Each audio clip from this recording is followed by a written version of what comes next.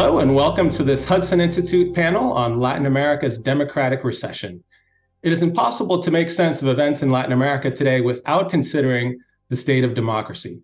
While competitive elections have become the norm in most of the region, other dimensions of democracy have not fared as well, and the quality of democracy has declined. Moreover, in addition to mounting internal threats to democracy, powerful external actors are working to undermine democracy and support the authoritarian regimes in the region. I am delighted today to have three very distinguished speakers to provide their perspective on this important topic. Dinora Azpuru is professor of political science at Wichita State University and is an expert advisor for the Latin American Public Opinion Project. Gerardo Bertin is vice president of international programs at Freedom House and has worked on democratic governance in over 40 countries. Finally, Felix Maradiaga is a pro-democracy activist and is a 2023 winner of the Magnitsky Award for Human Rights. Since his release from prison in Nicaragua, where he was imprisoned by the Ortega Murillo regime, he has been supporting human rights and democracy initiatives around the world. Felix, I'd like to start with you. Given your own experience with Nicaragua's descent into authoritarianism, why do you think democracy is facing such headwinds, and what is at stake for the region? Thank you, Daniel. I'd like to start by thanking the Hudson Institute and you in particular for this invitation. It is also a pleasure to share this panel with my very good friend and colleague at Freedom House, Dr. Gerardo Bertin, and of course, Dr. Dinora Azpuru, whose research with LAPOP project has been key for those of us following democracy. So should I say the recession of democracies in the region? Well, as a Nicaraguan and as a former political prisoner, the issue of the erosion of democracy in the region is for me a matter of personal implications. In the 70s, members of my family were assassinated and imprisoned by a dictatorship. And in the 1980s, with the Sandinistas in power, my family suffered confiscation of their assets, political persecution. And before I turned 13 as a teenager, I was already a political asylum seeker in the United States. For this reason, when I say that there is no benevolent dictatorship, either for the left or the right, I actually say it from a painful personal experience. And that's my key reflection on the erosion of democracy, particularly linked to polarization in the region. But unfortunately, my story is not unique. Millions of Nicaraguans have been destroyed in terms of their lives for the lack of freedom and democracy. Over the last 5 years, 15% of the Nicaraguan population has been forced into exile by the Sandinista dictatorships. And Nicaragua is not the only country who's going through those problems. At this very moment, there are more than 100 political prisoners in Nicaragua, including the bishop of my own diocese, Monsignor Rolando Alvarez. There are over 1,000 political prisoners in Cuba. We're seeing political prisoners in Venezuela, even in Bolivia. Going back to the case of Nicaragua as a case study, we did not only experience one of the bloodiest wars in the region during the 80s, but also a process of incomplete democratic transition, as Daniel Ortega himself came back into power in 2006 with the same rules of the democratic transition. But the phenomenon by which Daniel Ortega came back into power is not unique to Nicaragua. There is much talk of domestic factors. I will not go into that, such as the pacto with Arnoldo Alemán. The underlying factor, which goes well beyond the Nicaraguan case, is that there is a trend that has been clear for over 20 years on the drying up of the promise of democracies, particularly among young voters and among low-income voters. We all know how the current Latin American democracies began their journey in different waves, the so-called waves of democracy. And after the fall of the Soviet Union, the international community, through cooperation agencies, made enormous efforts to help the region consolidate a robust civil society, reliable electoral systems. But I think they forgot to invest in political parties in the global South, and particularly in Latin America. And I think that this, in a way, is deeply linked to the further deterioration of democracy.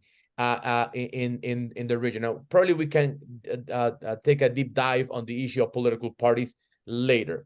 The truth is that in general terms, the democratic system in the region has been consolidated. And today, despite everything we can say, we talk about the deterioration of democracies, particularly because most of the countries are actually democracies. So that's the other point of view that I will like to share. So I like to present some of an sort of an optimistic point of view in part of the region. On the other hand, with the new century, the signs of weakening of the democratic model are there. We have seen a lot of structural problems which are unresolved. We've seen the emergence of a populist wave linked to, for example, the 20th century socialism of Hugo Chavez, some hyper-presidential systems in other parts of the Americas. And although these regimes maintain, some of them, some democratic formalities, the truth is that there are authoritarian regimes that are a sort of previous a system to what later can be labeled hybrid regimes or even full-fledged dictatorships, such as Cuba, Venezuela, or Nicaragua. And should we ask ourselves, is this a trend that is typical only of the populist left, or we're also seeing this across the board? I believe that in large part, this is due to something I've labeled democratic conformism. That is nothing else than a sort of reformist paralysis. In a way, we saw, going back to my issue of political parties, that during the first years of the democratic transition, there was a willingness of the international community, of the local business elites, local academia, to invest in democratic institutions. At some point, this commitment was in a sort of a way displaced, and democracy was stagnated in the face of other urgent challenges in the agenda of the region, environmental issues, poverty alleviation, economic reforms. And in a way, I think that over the last 20 years, we saw less and less investment in democracies. And I talk from the perspective of the international community, cooperation agencies, and in some way also political parties. This reform paralysis and lack of political will to modernize the structures of democracy born 30 years ago continued despite signs of democratic institutions losing vitality. I think that pro-democracy activists were raising a voice, and very few people actually paid attention to us. And I'll go back once again to the Nicaraguan case. I established the International Coalition for a Democratic Nicaragua in 2012 in Washington, D.C., to raise awareness about what Ortega was going to become. But people in Washington were not paying attention because they listened to the private sector saying business is going well, investments are going well. And in a way, it also happened to a lesser degree with Hugo Chavez in Venezuela. So that's what I imply when I talk about the reform paralysis, and also the disconnection between the Latin American societies and the democratic systems also was linked to social frustrations. We saw it in Argentina, for example, in 2001, in Ecuador in 2005, in my own country, Nicaragua, with the so-called Movimiento Antipacto in 2004, Chile 2011, a way of disconnection with democratic institutions and the demands of the broader public. On the other hand, economic well-being concealed most of the historical problems. And I will end with this third reflection, which I briefly talked in the beginning of my ideas, which is the unresolved conflicts that in a way resulted from open wounds of the past in Latin America. In a way, the conflicts between the left and the right were not fully resolved. We thought, some people thought were resolved. Some people believed that we could talk about democracy from both the perspective of the left and the right. And what we saw is that both moderates from the left and moderates from the right, who were both fully committed to democratic institutions, were actually displaced by populists. So faced with the weakening of the political center, the new populisms seek to demolish these institutional structures, limiting control, capacity of other kind of powers, weakening the judiciary, the legislatives, and so on. And I will insist that this is not something exclusive of the political left. Finally, I would say that Latin American democracies need renewal. Some new political actors are betting on polarization instead of dialogue and harmony. Many of the polarization from the global issues are also leaking into the Latin American political agenda, and that's something that needs to be resolved. If we do not recover democratic discourse beyond the polarization, I think we will be facing a not so optimistic future for democracy. But before I conclude, I would like to put on the table just one more issue, which is the consolidation of what I consider an anti-Western bloc behind China and Russia. I truly believe that Russian influence in some Latin American countries is also linked to the weakening of democracies. And I'm not talking only about Cuba, Venezuela, or Nicaragua. And we can also mention Iran, for example, but I will not go into that. The most pressing problem, in addition to Russia, is China's, what I think is silent, but a constant advance in Latin America. And I believe that China knows that the true allies are not democratic institutions. So that's a topic that I don't see typically addressed when we talk about the erosion of democracy. But there are some questions that we need to tackle. Are we seeing the dragon in the backyard? Are we seeing a Chinese and Russian conspiracy against democracies in the Americas? I wouldn't go as far as that, but I think it's another issue we need to tackle. Thank you. Thank you, Felix. You raised some very important points there. I want to go to Gerardo. Gerardo, from your vantage point at Freedom House, how would you describe the state of democracy in the region? First of all, thank you, Daniel, for the invitation and the Hudson Institute, and certainly I'm also very honored to be sharing the panel with Felix and with Dinora. From our perspective, I mean, Freedom House has been tracking democracy for 50 years. Our flagship report just turned 50 last year, and we released our 50-year anniversary report. And certainly, what we're showing is that global freedom in general is facing a lot of threats throughout the world. And I would contextualize what Felix was describing, within that particular framework. The Freedom House Index is unique in that it tracks political rights and civil liberties, very much aligned to what the Universal Declaration of Human Rights states, which, by the way, turning 75 this year. And what we're seeing is in the region in particular, we have a host of 35 countries, because we include, in the group of the Americas, we include the United States, we include Canada, and we include also the non-Spanish speaking Caribbean islands. There's a little bit of mixed news in that indicator. It's an indicator that measures from 0 to 100, where 100 is free and 0 is not free. And the 35 countries in the Americas in our latest report have mixed results. I would say 23 of the 35 countries were categorized as free, for example, 8 as partially free, and 4 countries as not free. And those are some of the countries that Felix has mentioned: Nicaragua, Cuba, and Venezuela, and of course Haiti, which is a very particular case. Now, if we take the English-speaking Caribbean countries, which most of them are free, we are left with countries like Brazil and Argentina, which are large countries that, in as much as they are categorized free, their indicators have oscillated over the last decades. Brazil in particular is a case that is concerning, as well as Peru is another country where basically democracy has begun to show its limitations.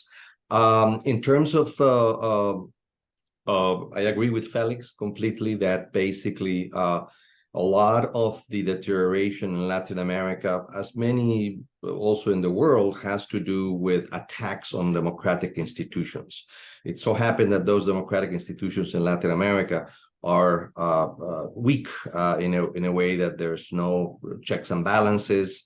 Certainly, there is, one can argue, a hyper-presidentialism that thrives on centralization rather than decentralization. And even the 4 federations that we have in the region don't operate really like federations because they have very weak states, although you can argue that Mexico and Brazil actually are the closest one, but also they have very strong presidential systems. The checks and balances, of course, is something that is very important, but also this attempts basically to also abuse power once you are in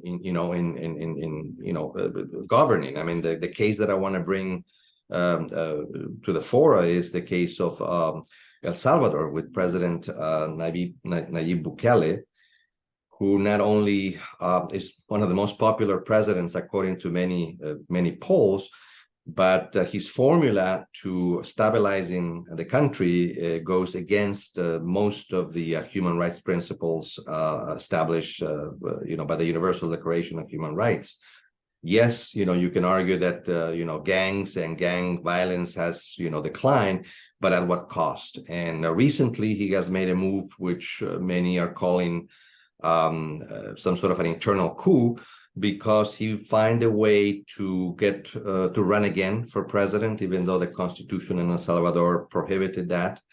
And basically he is playing with those weak institutions. I would also argue that even in the case of Peru, if we look at what happened with Castillo, where to avoid an imminent impeachment, he actually tried to cancel the parliament, in a sense, in a way that it was a way to actually interrupt any level of democratic activity in the country. So that is that. I would also say, and I will agree with Felix as well, that there has been a vacuum, a geopolitical vacuum in Latin America. And because some of these populist leaders from the right or the left want to please their constituencies with visible mega projects, in a sense. So this is where China, for example, comes in, and they have a card, basically, which is, well, we give you whatever you need if you're willing, first, to not recognize Taiwan, in a sense, and second, we will do our work in a very quick and efficient way. So they're trading transparency and accountability for stadiums, highways, airports that the Chinese are willing basically to fund very much expediently, without all of these international standards of accountability. Certainly, the economic situation is one that actually also is driving a little bit the deterioration. Particularly, I would say, among one group in particular, and we can talk a little bit about that later, which is the youth group. Latin America in general, along with Africa, is one of the continents that has a demographic bonus. That means that most of their populations are younger. And their expectations are obviously very high. They want education, they want jobs, they want basically a horizon and certainty. And these governments have not providing that. So they're willing basically to choose anything that would speak to that aspiration. And I will use the specific case of Milei, recently elected in Argentina. If you look at who voted for Milei, is very much this group of young people who have been disillusioned by 10 years of uncertainty, inflation, economic collapse of the previous regime. Certainly, and Dinora perhaps can speak a little bit on that, on the data, the Latino barometer, but I think democracy in practice has also been a bit exclusive, I would say, and I would say something that probably Felix has heard me say before, but democracy in Latin America is still a male-oriented game, and there have not been basically spaces for women in particular, not only to be in power, but also to direct, for example, political parties. I would say one of the root causes of the demise of the most traditional parties who were highly institutionalized, like the PRI-Mexico or APRA in Peru, has to do with the fact that they were very male-driven in a sense, and kind of reflecting a little bit this culture of machismo in a way that basically the democratic space has not nourished itself with other types of opinions. And so there's data to prove that in a sense, and so probably those are the most hopeful signs. I want to leave you also with a hopeful finding from the Freedom in the World from 2023, which is despite this anti-democratic movement that we are talking about, we still find basically examples of brave opposition to authoritarian regimes in places where you probably don't think too much. The Cuba Civil Society Organization, for example, July of 2022, spontaneously basically rebelled against 60 years basically of bad governance, if you can use that. In China, in Iran, the women of Iran, even in Ukraine, basically there is a movement towards, and they're willing in many cases. This is the most important thing to remember. They're willing to give up their lives to basically have a little drop of democracy, and that's what we need to take advantage of. In Latin America, even though indicators show support for democracy steadily declining, there's still a little bit of hope to be able to rescue and begin to reconstruct with some difficult reforms, as Felix was talking about, but nonetheless reforms that will probably change a little bit the ways that the business of democracy has been doing in the past 20 years. Thank you. Yes, there indeed have been some very inspiring anti-authoritarian movements in the region. Dinora, you have been studying public opinion in Latin America for many years. What does the polling tell us about attitudes toward democracy? Okay. Thank you for the invitation to Hudson Institute, and it's also a pleasure to share the panel with Felix and with Gerardo. Before I move on to the data, I just wanted to say that I agree with the analysis that Gerardo and Felix presented. I just wanted to mention one country that they left out, which is Guatemala. It's very unsure at this point in time, 1 month and a half before the transfer of power, whether the president-elect Arevalo is going to be able to take power or not, because there are actors, which is not a president, it's just a group of corrupt actors that are undermining democracy. So that is a case to watch, because it is a very troublesome case. So I'll share my screen now in order to show you some data. Okay, so what I'm going to show is some data from the Americas Barometer.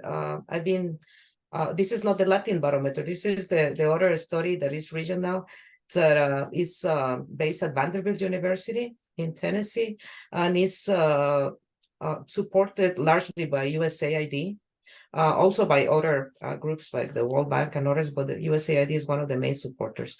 So we have been at LAPOP, or America's Barometer, tracking democracy for many years. And before I go into the issue of why, do we have to know how people feel about democracy, it's not only because they are the ones that vote, for presidents in democracies, but also because we have a very central concept that we use in political science, which is called legitimacy. Sometimes I have trouble pronouncing that in English, but the legitimacy is essential. How people feel about the system is whether they're going to follow the rules that system establishes, whether they're going to recognize that there is a valid opposition, and the only way you can change, people who are in charge of government is through elections. And there are different levels of legitimacy, as scholars in political science have said. One is the diffuse aspect of democracy. So people support democracy as a word that is general. There might be different interpretations of how people feel about democracy, but the question we ask is what we call the Churchillian question. Democracy may have its problems, but it's better than any other form of government. To what extent do people agree or not with that? The other way we measure diffuse support for democracy is with a question about satisfaction with democracy. And there people are asked, in general, would you say that you are very satisfied, dissatisfied, or very dissatisfied with the way democracy works? So one thing is to support the principle of democracy. The other way is to measure how people feel about it working. And we have data, as you see in this chart here, that goes from 2004, when LAPOP started doing regional surveys consistently. We see at the top that the percentage of people who support democracy suffered a decrease starting in 2014, 2016, and it has remained throughout. So it's not a constant decline. It's not like people are year after year or every 2 years that we do this survey showing less support for democracy. There was a sharp decline in 2014, both in support for democracy and in satisfaction with democracy, and it has continued to be, kind of flatten out from them. In 2023, which is this year's survey, we found that 59% of Latin Americans and Caribbeans, some Caribbean country citizens support democracy. And 41% show and say that they are either very satisfied or satisfied with democracy. If we take a look at the specific countries, and here we only have the acronyms, we see that there are sharp differences within the countries.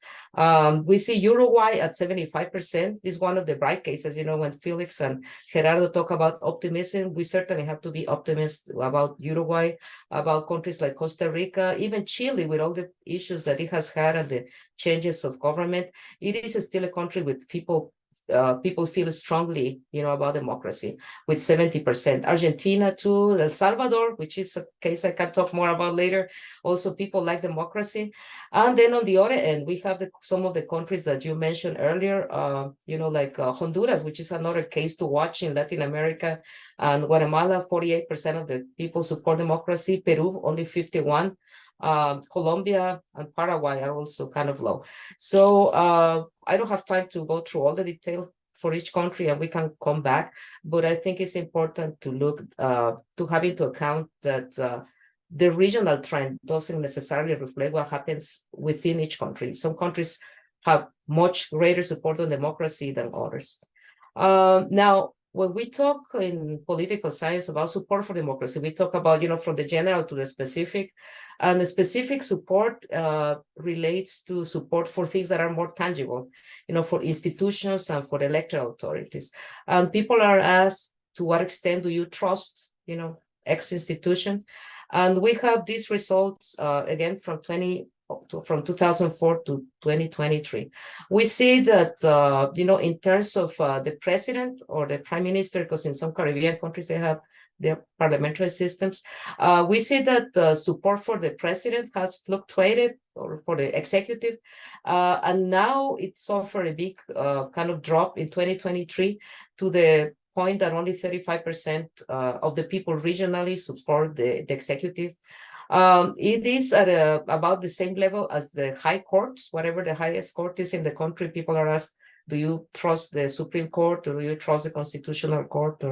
And we see that 34% of Latin Americans and Caribbean citizens trust the high courts. At the legislature, which for those of us who believe in democracy is an essential institution for representative democracy, we see that the support has been more or less stable, but it has never really surpassed the 40%. And in 2023, the average was 31% of people support democracy. Felix mentioned political parties, and I agree that one of the great weaknesses, not only in Latin America, but let's talk about Latin America for now, has been the weakness of political parties, and if we look at parties, they are not in this graph, but they would be at the bottom. They are around in the 20% range. So that is an institution that has the lowest trust in Latin America. The other thing, and with this I am close to closing, is do you trust elections? That's another question that we ask, and we give people also a range from 1 to 7, and then we come up with these percentages. We see that the trust in elections, this is only for 2023, is fairly high in countries like Uruguay with 67%, El Salvador 63%, Costa Rica with almost 60%. But in countries like Colombia, like Peru, only 20%, and Haiti 24%. So we have countries in which, the trust in elections in most countries is below 30%, which is really worrisome. We know that elections and the trust that elections are fair and the process is free and that there is no fraud, is an essential component of any democracy. Democracy has many components, but it starts and ends with elections at the end of the day. Now, LAPOP, in its latest report, which was actually made public yesterday, today's November 30th, so it was made public on November 29, 2023. They also show in their report what are the reasons. LAPOP does something that is very interesting, that is go beyond the percentages to kind of analyze through regression analysis why are people supporting or not democracy. And we find that, or they found, and I also found in my own research, that the perceptions of governance, what they call governance or performance, are very important. So people that believe that the state of the economy is bad, and most people think that the economy is bad in Latin America, have lower support for democracy. People who have been victims of crime or who fear crime, and it's also very high in many countries at this point, also have lower support for democracy. People who have food insecurity, which has increased, unfortunately, in many Latin American countries, also have lower support for democracy. And people who believe that corruption is widespread, which is a high number of Latin Americans feel that corruption is widespread, also have lower support for democracy. In terms of social demographic variables, we do find that this has been the case for many years, that people with citizens with more education are more supportive of democracy and its institutions. So that's why I always, in all my papers and all my articles, I always end with the silver lining is democracy. If you educate the people, that can make democracy stronger. That's one of the things I believe strongly in. Also, we find that people in citizens in the middle and upper, and they found in LAPOP in 2023, and upper income levels are more supportive of democracy, which has to do a lot also with education, right? People in the upper and middle income levels have more access to education, more access to information, and have a better perception that authoritarian regimes like the ones in Cuba or Nicaragua or Venezuela are not good for the country, and don't believe many times all the discourses that many populist presidents have had in Latin America. Finally, Gerardo was mentioning the issue of age. And what LAPOP found, and they made actually, there is a very specific box in the report that I encourage you to read, talking about age. It said that in general, younger citizens are less supportive of democracy, but they made a very interesting analysis in this 2023 report in which they tracked, over time, the support for democracy, and they found that the lower support for democracy seems to be a product of age effect rather than a generational difference, which means that when these people grow up, they're going to be more supportive of democracy. Because right now, people who are younger have more support for democracy in Latin America than the people who had support, who were younger in 2024. So in other words, they would grow out of this disenchantment with democracy if democracy continues to perform well. So that's all I have to say. And I do invite everyone to see the last report published yesterday by LAPOP, which is at this link right here. Thank you, Dinora. This is really valuable data. I find it striking that there's such low trust in elections when it seems to be one of the facets of democracy that is largely working in the region. How do you explain that, and what are the implications of that? Well, largely it has to do with a lot of the existence of social media, and social media has been great in many ways for democracy during the Arab Spring, and even in Guatemala in the most recent elections, the youth were mobilized in a positive way to fight against corruption because of social media. But social media also has very bad effects on people by spreading misinformation. There is a lot of, and I belong to several chats, WhatsApp chats in Guatemala, and sometimes people in my groups send me things that are circulating in social media, and I find it amazing, all the lies that are being said in social media, and people who don't have a filter to try to understand, whether it is true or not. They can easily believe lies about, there was fraud, the elections were not valid, someone stole the votes, people who were dead voted. There are so many lies, that are not. I think that in Latin America in general, the institutions of elections, the electoral tribunals have been the strongest of all the institutions, and they have managed over the years to stay independent, of the president power. Of course, in countries like Venezuela, Chavez very early on took control and co-opted the institution of the electoral body. And that's something that we have to watch. So I think that, that might be part of the reason, like the co-optation of institutions by the executive in many cases. In other cases, the misinformation by actors that want to weaken institutions. The judicialization of institutions and the co-optation of institutions is widespread in Guatemala, in El Salvador these days. Of course, Nicaragua, no question. There's nothing that the government doesn't control.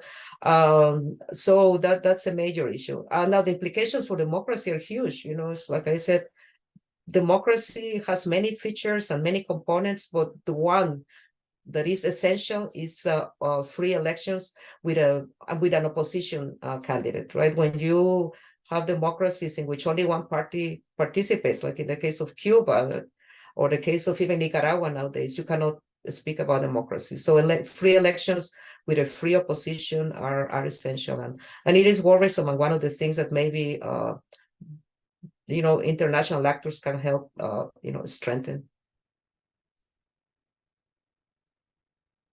Gerardo, the data that Dinora just showed us shows political parties with much lower trust than executives or courts or legislatures, and it's as you've mentioned, some of the parties that have been pillars of their country's political systems for years have really deteriorated.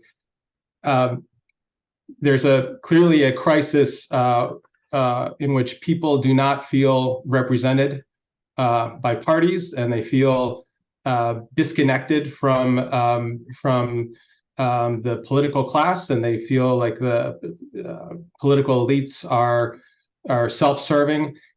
How can these countries, and with support of organizations like Freedom House and others, reconstruct political parties and create a more robust political party system in the region?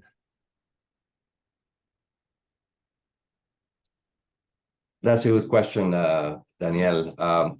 I think there are several factors that very much explain the weakening of political parties.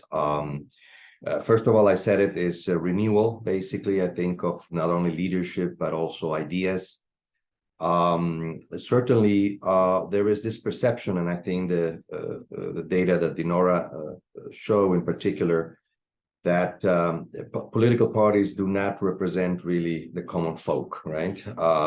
And not only because they are there for allegedly committing grand corruption for themselves, in a sense, but also because they can get away with that, right? I think in many places also the necessity of funding to fund the campaigns has opened the door for very dark actors in the region. I'm talking about, of course, organized crime. I'm talking about narco traffickers, in a sense, and certainly that has had an impact. I also think that, and this is a question that I am pondering, that in a lot of these countries, particularly in South America, by nature, they are not presidential systems. They're actually parliamentary systems by nature, but their institutions are constructed around strong men. Peru is a case in which basically the executive and one they only have one house. They don't have the Senate. They're actually fighting to reform that. They had a lot of fights in a sense, and if a lot of the issues that have undermined the volatility of changing presidents has been actually the issue of corruption, for example, in the case of Peru. I think also regarding the local space, for example, some countries are very, very diverse. Brazil, Ecuador, Bolivia. Everybody thinks that these are homogeneous countries, but if you really analyze, they are very, very different. And so monolithic proposals and not having that space at the regional level to represent themselves and also to have self-governance or their own ideals, in a sense, has also created much more regionalized parties that are built, by the way, around the issue that I mentioned earlier, around men. Men with money, men basically who they are the party. They are basically the party, and that's what basically they bring to the fora, in a sense. So those are some of the issues basically that probably are explaining the decay of political parties. Certainly, political scientists like me like to talk about political communities. They are changing. They're no longer monolithic. I mean, just like in the United States, definitely there are more diversity in the communities that vote on our constituencies, and certainly demand several things which I don't think the governments have the capacity basically to respond. Last but not least, I would also echo a little bit what Dinora and Felix mentioned in different ways, which is the institutional game, right? Integrity institutions for elections, the judiciary, and the legislation are things that are still evolving in Latin America. And there are some good news in some of these places. For example, I just learned this morning that in the case of Bolivia, there is one constitutional institution, which is in Spanish called the revocatoria, which is basically people can vote basically to reduce the presidential term. And they need, I understand, a little bit close to 2 million signatures for that exercise to happen. It's almost like a referendum in a sense. And so that process has started because in Bolivia, both the Arce and the Morales regimes have actually decimated the country economically, even though it was one of the richest countries in the world because of natural resources. And now it continues to be a poor country. And this is a place where also all of these bad things have come together to reduce the democratic governance that Bolivia at some point was really a leader in the world, with popular participation, giving rights to indigenous people, the 1952 democratic revolution, in a sense. So Bolivia marked basically the leadership, but now it's a country that requires. And these are some of the novelties, the tools that we can begin to use to begin to get rid of bad leadership, in a sense, right? And certainly begin to kind of use democracy as what it is meant to be. It's hard. It's not an easy game. One needs to have the power to dialogue. One needs to have the power to understand each other, not to negate each other, and to work together really for a common public good, in a sense. And I think that is a little bit what Dinora was referring to in the issue of education, in a sense, the issue of civic education for the youth, particularly, in which most of them have forgotten how hard their grandparents probably fought to bring democracy back, right? And then the Guatemala case, and with this I close, of course, I am also with Dinora still crossing my fingers that President-elect Arevalo will be inaugurated January 14. But you can see in the case of Guatemala how this coalition of anti-democratic forces that have power are trying in all kinds of ways basically to ensure that legitimacy that she talked about it doesn't realize. And certainly what poor President-elect Arevalo will have to do in January 15 is to begin to reconstruct basically that faith in democratic institutions and in giving really voice to the people. I mean, democracy at the end is for the people, by the people, and of the people. And it sounds like a nice slogan, but you need to put that in practice, in a sense. And that probably, to me, is the challenge for the next couple of decades. Felix, you mentioned several things that I would love to follow up with you on, but the one I want to focus on right now is the role of external actors, specifically Russia, China, Iran. Clearly, their influence in the region is growing. They've become more effective. There's some signs that there's more coordination between them. How can the region counter these efforts? Do you see any signs of anything that is working to counter this external campaign against democracy? Thank you, Daniel, for that very important question. I think that the region cannot do it alone.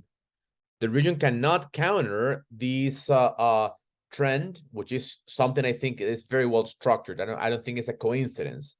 I'm not keen of conspiracy theories, but clearly China has been working diligently for decades to gain space in Latin America. And by the way, we just heard about the passing of Professor Henry Kissinger. I remember that as a young student, I met him through one of his close colleagues. And we were talking at that time, and this is an anecdote that will lead me to the point I want to make. He said, Felix, would you share some of your ideas with Professor Kissinger? And I thought that Professor Brian Herr, who at the time was the dean of the Divinity School at Harvard, was kidding. And the next day I found myself having this 5-minute conversation with Kissinger. And he said, what's your question? And I said, Professor Kissinger, some of the things you did in the past might be considered crimes against humanity. And he said, give me examples. And of course, I gave him examples about the bombings of Cambodia. And he said something that resonated with me up until today. He said, the leadership of my time made decisions to make America a great power. And I'm concerned that the American leadership of today is becoming postmodern. It's becoming very European. Those were his exact words. And I said, China is thinking differently. And the free world needs leaders who make tough decisions. I am not making an apology of Professor Kissinger, but it brings me to my next point, which is American leadership in the face of China that has a very clear agenda of making collaboration with political parties in Latin America. Russia no longer has the resources, the money, and power, as has been clearly demonstrated by the humiliation that the brave forces of Ukraine have shown. Putin is not the heir of the Russian power, is not the new Tsar, but they do have the networks. They have the intelligence mechanisms, and they have the connections, particularly through Venezuela, Cuba, Nicaragua, and many others. So we see, going back to your questions and to the reflection of Professor Kissinger, two things that are, in a way, working together. In one way, in North America, with a very difficult challenge of how addressing Latin America. I call it the complex of the United States, el complejo de Estados Unidos. I think the United States, particularly its intellectual elite and its establishment in Washington, knows that the United States hasn't had a very nice track record towards Latin America. And we all know that. I mean, we can make a long list of the things that the U.S. didn't do well in Latin America. But what are the alternatives? In terms of your question of global leadership, and in order to tackle Russian influence in Latin America, Chinese influence in Latin America, the only options that we have in terms of institutions, in global institutions, are basically European institutions through the EU and the United States of America. And we don't see any of them really paying enough attention to Latin America. And Gerardo made a very, very clear example of this. China is clearly willing to give finance to mega projects. They do not ask questions in terms of accountability. They do not ask questions in terms of transparency. And this is a low-hanging fruit for autocrats within the hyper-presidential system in Latin America, and of course for dictators such as Maduro in Venezuela or Ortega in Nicaragua, and many others that see China as a solution. So in a nutshell, we cannot do it alone. We need America to recognize that Latin America is not a backyard, it's truly an ally. And I think that many of the reformers in Latin America, many of the pro-democracy movements understand that, but we need closer collaboration. In any case, if that doesn't happen, we'll see a further decline of democracy for many of the reasons that have been mentioned before. So picking up on that, what would be your recommendations for U.S. policymakers on how we can support countries in the region on that? And this is for you, Felix, and for the others. A number of points, but due to the matters of time, I'll just focus on the most important. Number one, I think that it's a matter of relevance and attention. So just by paying more attention to Latin America, will be much further. I mean, and that's it's a huge concern. I take this opportunity to thank you for, because this is Hudson is one of the very few think tanks that actually is paying attention to this. But if just look at the think tank ecosystem in Washington and the think tank community, we need more attention to Latin America. That will be my top recommendation. Number two, the agenda has to go beyond free trade. I think that when decision makers in Washington think that free trade immediately is equivalent of freedom and democracy, is not true. And we've seen this through both LAPOP and the measures that Freedom House has done. You know, there are many countries in Latin America that have an inclination to support, free markets and economic freedom, but not necessarily political freedoms. And that's my third recommendation. I think that human rights defenders, pro-democracy reformers in the region, they also need to be supported. And this requires investment. We cannot do things without enough resources to push the democratic agenda within academia, within human rights organizations, and finally, the broader topic, which is education in general. And this is not only a concern, I would say, unique of the US, but quality education in Latin America has to do with civic education and the support of institutions. For those of us who have looked into education, it's not only a matter of, which is super important, to invest in schools and greater teacher training and math, but also helping the new generations navigate in this very complicated ecosystem in which autocrats are actually winning the battle in many countries. They have not won the war, if I do the analogy. I'm optimistic on that sense, but we need to give the tools to the new generation to keep their faith, their support, and their activism for democratic institutions. Thank you. Dinora, Gerardo, any other thoughts on that, on recommendations for U.S. policymakers? Yes, I just wanted to, from the perspective of public opinion data that I do, we have questions consistently in the LAPOP, America's Barometer surveys that ask about trust in the government of the United States, trust in the government of China, and trust in other governments. And from the public opinion perspective, consistently, the United States continues to be more trustworthy than the government of China or the government of other, these extra hemispheric actors.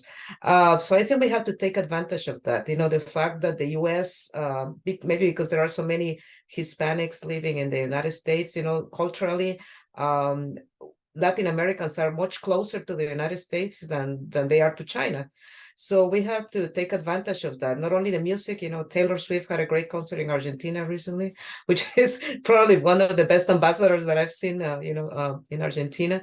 But it's just a matter of, taking advantage of this idea that the United States is still seen as a positive actor. I think people in Latin America, we also ask about what economic model do you believe in? And most people still support the free market. That's what people want. People want freedom to exchange goods, freedom of, they don't want the Chinese model or the Cuban model where the state owns everything. So we got to take advantage of that, of those things. There is like a history, as Felix said, that hasn't always been, unfortunately, a good relationship. But I think since the 1990s, the U.S. has truly changed in its perspective on support for democracy in Latin America, has consistently been supporting democracy, and it has to continue doing that. In Guatemala, for example, I truly believe that if it wasn't for the role of the United States, the corrupt coalition would have already been in power. They would have already overturned elections totally. If the U.S. has a lot of leeway with the private sector, which are powerful actors, they don't want to lose all these trade opportunities with the United States. So the fact that the United States has kept pushing for democracy also has helped, the possibility that Arevalo takes office in January. If the United States wasn't there, I'm pretty sure that Arevalo wouldn't be even having a possibility to take office. And mostly to finish, I think one thing I agree totally with Felix, that civic education, and Gerardo also mentioned, that is essential, right? We cannot take democracy for granted. Democracy is something that has to be taught. How hard it was, how difficult it was during the authoritarian years. I still live when Guatemala was an authoritarian country. And the young people have to know that that's not good. That's not a good option. And civic education, therefore, is essential. And something that not too many people take into account, but I think that the U.S. is going to have to deal with, is once the Democrats or the Democratic actors get to power, how do you I don't know what would be the word, many institutions are co-opted right now. So there is a Democratic president that has to face all these institutions that are co-opted by the bad guys, by the corrupt guys. How do you do to de-co-opt those institutions? So it's not easy, because it's a lot of processes. So that's one of the things that I think institutions like Freedom House are going to have to figure out. How do you help, democratic presidents actually take the bad guys out of the institutions of governance? Gerardo, over to you. Yes, I mean, I fully agree with both Dinora and Felix, and I will add my own, let's say, analysis for U.S. foreign policy moving forward for Latin America. I think certainly it needs to be differentiated in a way that first understand that, yes, Latin America is a region, but it also has a lot of cleavages that we need to take advantage, right? For example, right now, Chile and Uruguay and maybe Costa Rica are these three axes that and they have different let's say leadership and positions in different issues that can actually be tapped to have a much more diverse coalition of democracies, for example, right? I think also the issue of sanctions is very important, because one of the simple indicators of how good the United States is for a lot of Latin Americans is that they want to come to the United States. And when that sanction actually happens, that they cannot, certainly it is a cost, basically, in many ways. The participation of the United States in bodies that might not be as effective, and maybe because of the absence of the U.S., the UN Human Security Council in Geneva, the OAS, for example, and all other multilateral bodies in which the U.S. can play a very important leadership role. I also think the U.S. having, I would say, after Mexico, the second largest Spanish-speaking population, the diaspora should actually be an asset for the U.S. in terms of the policy of towards Latin America. I don't think that has actually been utilized expediently and efficiently, I think. Last but not least, I would say there's an important history that we should share.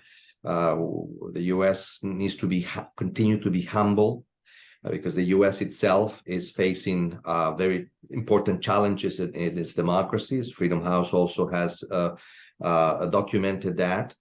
And we need to learn from each other, in a sense. We need to treat ourselves in a way that we are sitting at the same table to resolve and make things better for the people, because I do believe that in both sides of the hemisphere, there are good people that are willing basically to work for democracy, and they love to be free, in a sense, to do whatever they want to do.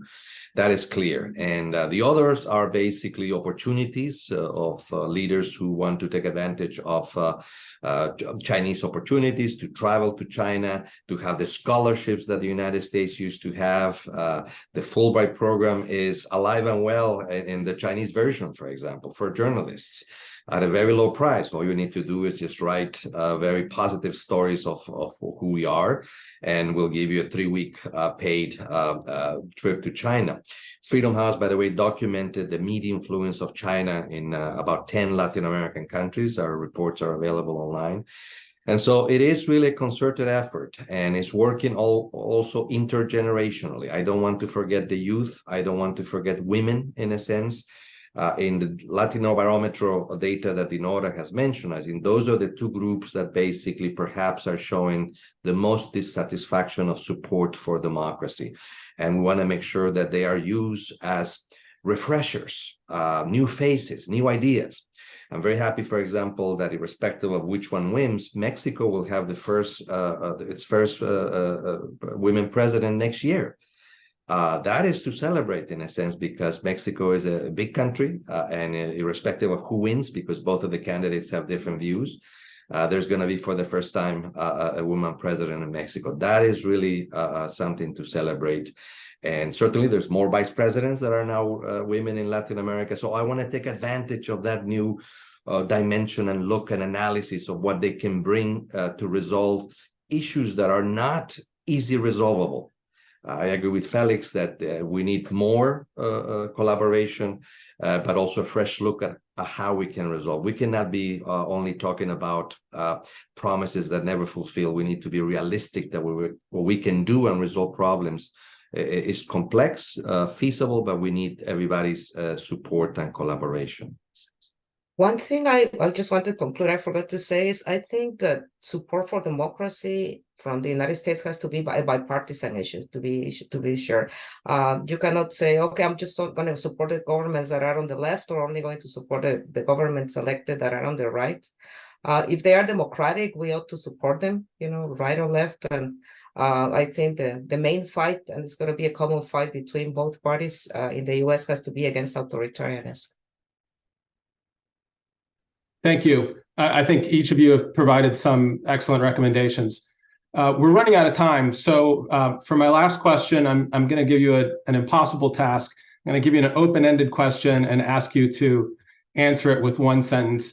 But some commentators, including Moises Naim, have suggested that Latin America needs an update for its democracy, or others have said it needs to reinvent democracy. If you had the opportunity to update or reinvent democracy in a Latin American country, what would be the one thing that you would do? And it's open to any of you to start. I'll go back to education. I'll establish a strong programs of civic education starting in primary, in pre-kindergarten, even if it takes longer. Okay.